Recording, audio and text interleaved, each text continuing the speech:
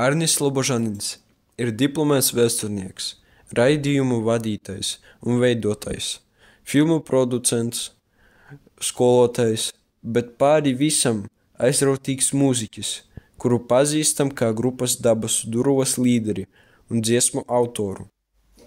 Sveiki! Esam pie Arnesa Lobožanina mājās. Esmu Marta Bozoviča un aicinu jūs uz interviju. Paldies, ka atbrauci un ļoti forši, ka esi šeit. Un zinu, ka esi sagatavojis man jautājumus. Esi gatavs atbildēt. Jā, tieši tā. Esat dzimis Kārsavā, bērnības un jaunības gadus pavadījuši un arī tagad pavadāt Bozovā, Kārsavas novadā Malgavas pagastā ciematā. Kāda ir spilgtākā atmiņa vai notikums no savas bērnības Bozovā? Man spilgtākā atmiņa no bērnības Bozovā. Man ir daudz spilgtu atmiņu, bet viena spilgta atmiņa bija tas, ka mums bija kādi gadi 3 vai 4, mums pārrāva trubu Bozovas tajā vecajā mājā. Mums bija jau padomju laikos, tur kaut kāds 80, varbūt 7. gads, 1987. Pārsprāga trubu un visa māja aplūda ar ūdeni. Un tā ir viena no spilgtākajām atmiņām. Tu man paprasīji, kas to pirmais nāk prātā, un tad tas ir pirmais. Bija vecs tēvs, tur kaut ko tur skraidīja, viss bija ar burburiem kaut kādiem, tur viss pludoja, visa tā virtuve. Kā jūs nonācāt mūzikas nozarē un kā radās pop-rock grupa Dabas durvīs? Man jau Kārsavā interesēja mūzika, pirms es atbraucu uz Daugavpili. Es jau kaut kā biju, es klausījos un patika rock mūzika. Tobrīd Prāta Vētra bija izdevusi albumu Starp divām saulēm. Tas mani ļoti ietekmēja. Grupa Kiss, ko es klausījos kasetē, Ludzā biju nopircis. Viss tas tā, ļoti par to domāju. Un man bija sapnis, kad es aizbraukšu mācīties, tad man bija tāda romantiska tāda priekšstats par to, kas notiek kopmītnēs. Un tur gitāra vienmēr ir kaut kur un kāds spēlē. Tad es gribēju atbraukt uz Daugavpili un šeit iemācīties spēlēt gitāru. Tas bija pats pirmais tāds aizmetnis. Es nebiju tik ļoti varbūt tam nobriedis vai neticēju sev, ka es varu mierīgi grupu dibināt, bet tad tā doma radās. Es domāju, man no vecmammas tas ir, viņai bija ļoti, patika dziedāt, viņa bija muzikāla, Regīna, un kaut kas pielipa no viņas. Es arī skatījos par Beatliem raidījumus tajā Bozovas mājā, man arī tas ļoti uzrunāja, viss tā mūzika, un kaimiņiem bija Beatlu plate, pēc tam maniem radiniekiem Ludzā bija Beatlu disks, un tas viss mani uzrunāja. Varbūt ne tik daudz tieši mūzika, cik viss kopā. Gan mūzika, gan tā sajūta, ko sniedz mūzika, gan tas, kā tu skatuves izskaties, gan tas, kā tu tur daries un kā tu apmainies ar emocijām, ar cilvēkiem, tas viss man uzrunāja. Lūk, pienāca tāds brīdis, kad mēs, mūsu paudze bišķi pieauga, mums bija 20 kaut kādi pāris gadi, un mēs sapratām, ka mēs mierīgi varam spēlēt mūziku, arī grupu taisīt, un bija tāds kā vilnītis, varbūt ne mazs, pat, teikšu, latgaliešu vilnis, tas bija 2006, 7, 8 gadu, es teiktu, 6, 7 bija baigais tāds sprādziens, parādījās daudz grupā, un arī mēs. Man tas ceļš gan nenāca caur Latgali, man sanāca tā, ka es aizbraucu 3. gadā no Daugavpils universitātes Erasmusā uz Angliju, un tur man ļoti ietekmēja Anglijas mūzika, Anglijas domāšana. Es izdzirdēju daudzas lietas, kuras es iepriekš nezināju, vai biju tikai dzirdējis, bet vispār nesapratu, kas tas ir. Rietumu mūziku es iemācījos, man parādīja, kas ir blūza pentatonika, un atbraucot no Anglijas, tad mēs dibinājām grupu ar Sergeju Čakānu, basgitāristu, tagad TV nozarē strādā, joprojām labs kontakts. Un tā mēs joprojām esam, spēlējam jau, sanāk, drīz būs 20 gadi grupai, pēc 3 gadiem. Kā zināms, grupa The Beatles ir jūsu sākuma ceļa lielākā iedvesma un arī viena no mīļākajām grupām. Kā šī grupa ietekmē jūsu paša mūzikas radīšanu? Vai jūs esat ieguvis kādas mācības no viņiem? Ļoti daudz mācību. Beatles tiešām ir pats tas lielākā ietekme. Ir daudzas. Bobs Dilans, Beatli, Prāta Vētra, latgaliešu tautas dziesmas. Ļoti daudz blues, bet Beatli visvairāk. Ir jāsaka, ka man ir paveicies, es biju uz Paula Makartnieka koncertu 2 reizes. Es biju uz Ringo Starra koncertu vienreiz, tie ir 2 dzīvi palikušie Beatli. 2 dzīvi, 2 nomiruši jau, uz šitiem 2 dzīvajiem es biju. Man ietekmē tas, ka es rakstu dziesmas līdzīgi, izmantojot līdzīgas harmonijas, paņēmienus, daudzbalsību, ritmus, rifus. Pilnīgi pat var atsaucies no Beatliem redzēt mūsu dziesmās. Viss kaut kas tur ir ļoti daudz. Es varu pat ņemt dziesmu, spēlēt un pateikt, ka es aizņēmos ideju no šīs, man iedvesmoja šī dziesma, un tad es sacerēju to dziesmu, iedvesmojoties no kaut kādas Beatles dziesmas. Pat var ņemt konkrētus piemērus. Kā jūs gatavojaties koncertiem? Vai ir kādi rituāli un vai īpaša sagatavošanās soļi? Mēs ar grupu dažreiz sanākam kopā un saliekam rokas kopā, un tad, lai mums veicas. Īpaši, nav sagatavošanos. Mums ir tā, ka mēs esam ļoti, ļoti ilgi uz skatuves, 20 gadus, un mēs visi zinām, ko mēs darīsim. Mēs visi zinām, kā skanēs, un mēs neapmulstam, ja ir kāda kļūda. Mēs spēlējam, ir bijuši visādākie varianti. Mēs saprotam savas iespējas, mēs saprotam, ka šodien man balss ir ciet, jādzied savādāk, vai kāds saprot, ka viņš iepriekšējā vakarā bišķi kodis, un tad viņš arī mazāk spēlē uz taustiņiem, tā uzmanīgāk, lai rokas nedrep. Visi ir profesionāļi, beigās skan. Mēģinājumi kā tādi praktiski nenotiek, notiek tikai jaunu dziesmu iestudēšana, kad nāk jaunas dziesmas, tad tiecies mēģinājumā un tad tu sliec kopā. Un tad tur pāris reizes nospēlē viņu un viņi skan jau. Agrāk nebija tā, agrāk vienkārši neviens nezināja, kas strādā, visi eksperimentēja. Un neprata spēlēt. Katrs spēlēja kā grib. Visādāk gājis ir. Bet tagad tas viss ir nostabilizējies. Visi ir profesionāli. Kā jūs redzat sevi un savu mūzikas karjeru nākotnē?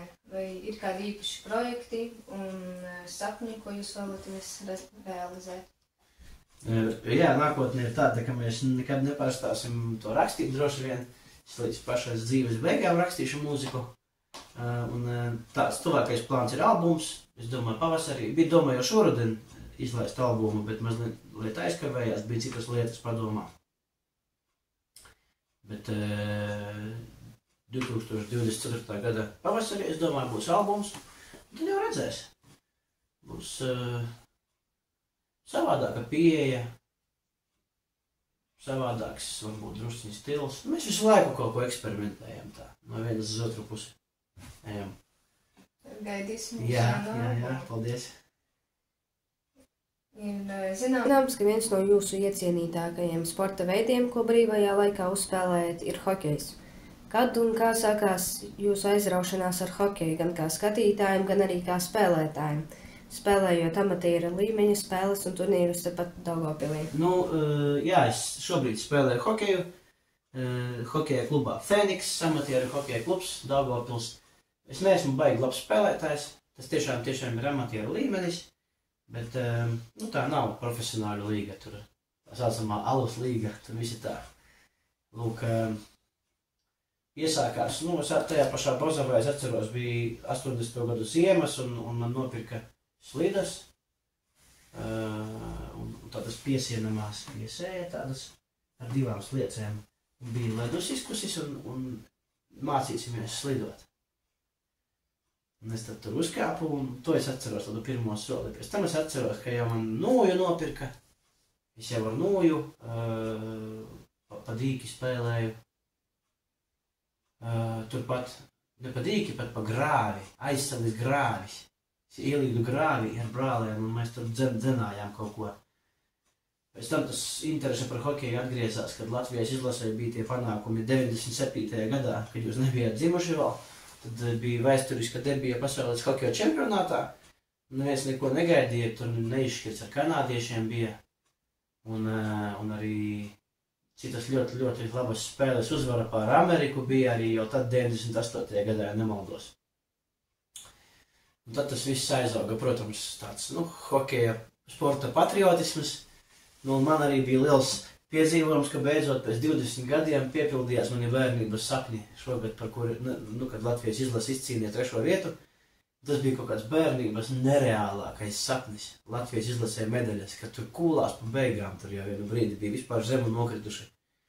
Tur pa 12. vietām cīnījās, un tas viss briesmīgi izskatījās. Bet ka tad, ka tev, piemēram, tur būtu kaut kādi 12, 13, 14 gadi, un tev Latvijas izlase izcīna tur pasaules medaļas, tas bija šogad tāds piepildījums, tas sapnis, ka es tur arī Bazovā to redzēju. Bazovas mājās to spēli skatījos, jā. Tāpēc tas viss iedvesmoja, un tas pats arī spēlēju hokeju. Amatieru līmenī spēlēju. Nekad neesmu īsti pārtraucis. Studiju gados sāku, tā arī spēlēju. Esam izpētījuši jūsu radošās darbības video platformā YouTube un analizējām to skatījumu skaitu. Daudzi video ir sasnieguši 100 skatījumi, ir video, kas sasnieguši 1000 skatījumu. Taču ieraksts no hokeja komentētāju atlases konkursa ir sasniedzis 226 000 skatījumu. Saskaņas latgalieši! Bokstari pīspēļa na precīzi, bet veiksmīgi atlasmēs uzbrucējiem turpinās uzbrukums. Pīspēļi vajag pīspēļis centru spruktam. Metiens vorti!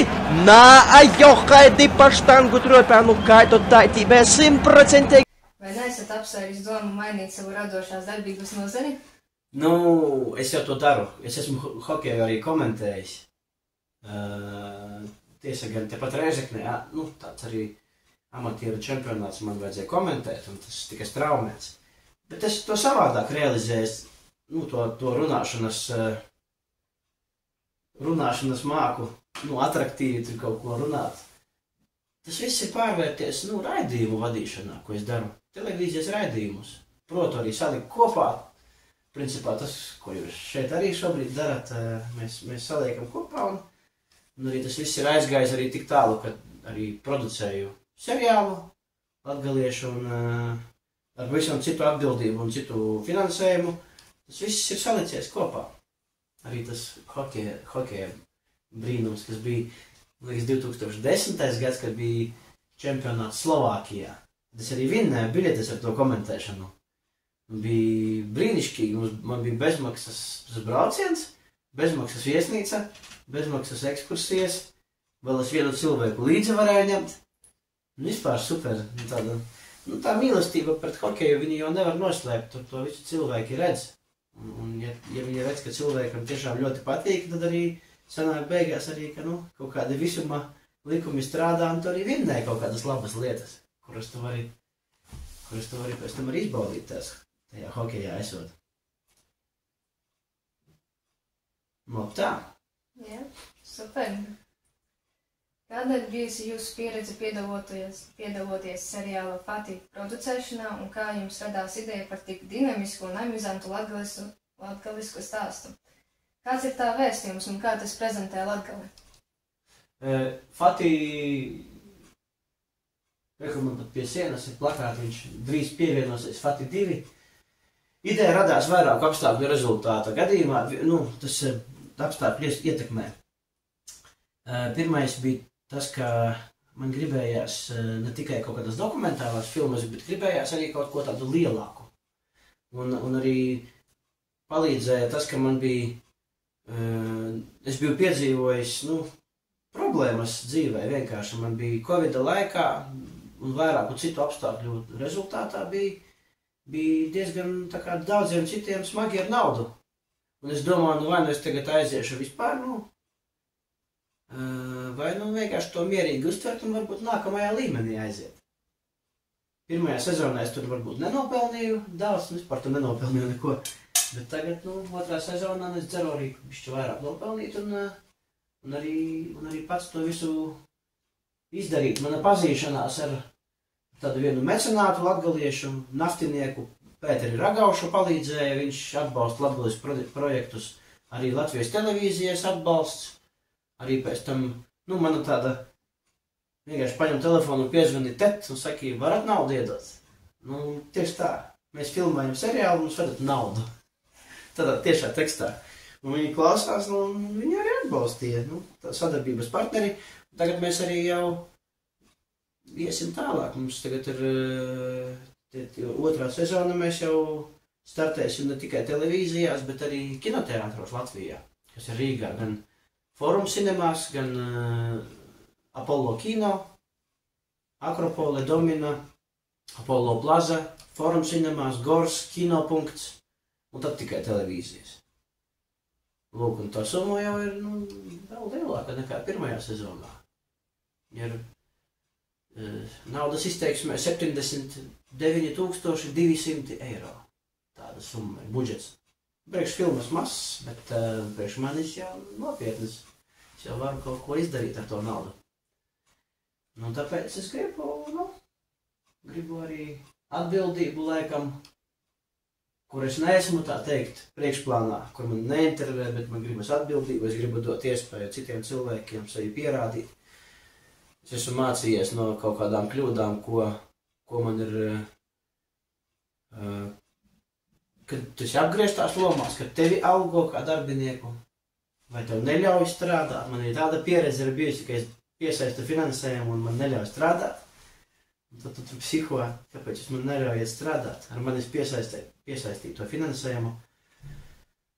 Un tad tas viss tagad ir aizgājis līdz šim projektam, kas ir tāds iespaidīgāks mazliet.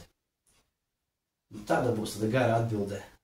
Man gribas atstāt pēc sevis latgales kultūrā paliekošas vērtības. Piemēram, ir Streiča cilvēka bārds, ir Kairiša pilsēta Pjupis, un tie ir tās filmas, kas ir bijušas tajos kinoteātros. Neviena cita latgalieša filma nekad nav bijusi. Šī ir trešā. Šī būs trešā filma. Un pirmais latgalieša seriāls. Tāda atbilde man, kaut kā idejas vārdā. Protams, arī šajā sezonā bišķi naudu es nopelnīšu. Tā. Vismaz centīšos nopelnīt. Sanāca, es domāju, jā. Starp citu, nosaukums Fatī, ko tas nozīmē? Tas ir seriāla scenārija autores Ievas Pasteres, jeb Kristīnes Veinšteinas ideja. Cik es sapratu, latīniski tas izcelsme fatus, vai arī tas bija Klūgu mūks tāds romāns par Franci Trasunu, tur tas bija pieminēts Fati. Tie ir jauni, neaptēsti, naivi cilvēki, kuri tic labajam, tādi labticīgi, bet tādi mazliet, var sakot, Fati tie ir lohi. Tā, bet mīļi. Jā, Fati tiešām ir lohi. Fatum, man liekas, tas ir liktenis arī. Fatum. Ir pat tāda filma kaut kādi Amor Fati, kaut kāds tur kaut kāds mīlestības liktenis. Bet tiešām tās Monika Sābeles Klūgu mūkā. Fati viņa skaidro pati, ka labticīgi, naivi, neaptēsti. Tādi arī tie cilvēki ir tajā filmā, ka viņi tā kaut kā mēģina kaut ko tur muhlīt, bet beigās tur sanāk viss kaut kā dīvaini. Jā, jautājums. Vai Latvijas televīzijas aizkulisēs jūs nebijāt saņēmuši rājienu par tik precīzu vārda Fati skaidrojumu? Nē, nebiju. Kāpēc? Lohi taču nav labu vārds. Lohi, loši ir,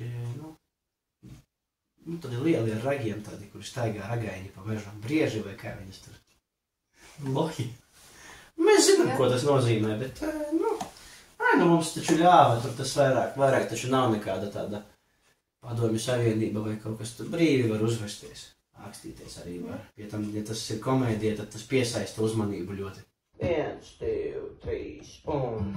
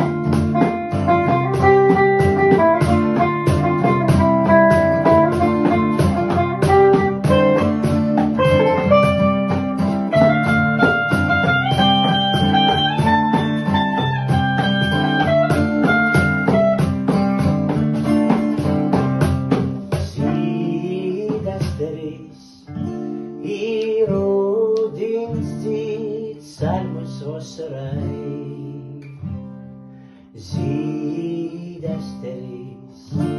īrūdīsīs salmos vasarai. Saskaņas latgalieši!